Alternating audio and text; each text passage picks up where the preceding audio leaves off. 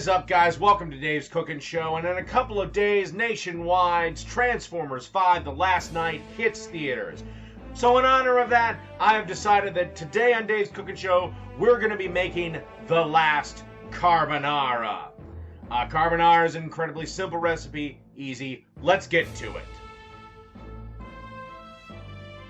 Okay, to a pan that we have a little bit of olive oil heated up, about a couple of tablespoons of olive oil. You want to add 4 ounces of diced ham, about 4 ounces of salami, and 4 strips of cooked bacon.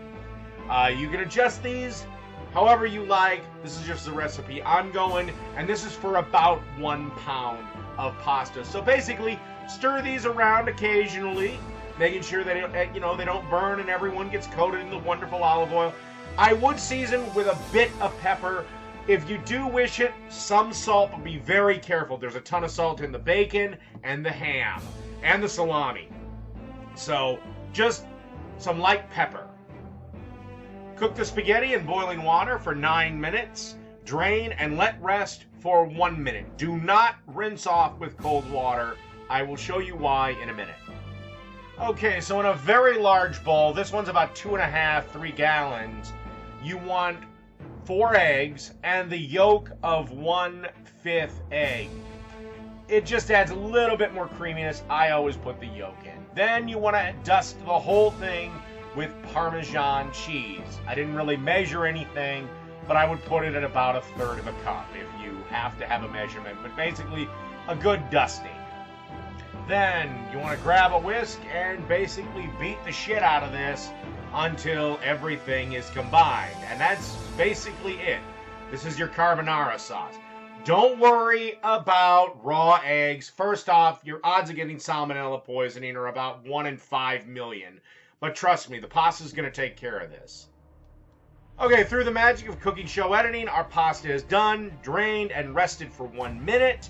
And now it is time to add it to the sauce. Now, letting it rest that extra minute, it's still hot enough to cook those eggs, but not so hot that you end up with scrambled eggs. If you add the pasta too quickly, when you go to coat it by basically tossing it, you're going to end up with some scrambled eggs. You want it to coat it, be nice and creamy and rich and wonderful without adding cream.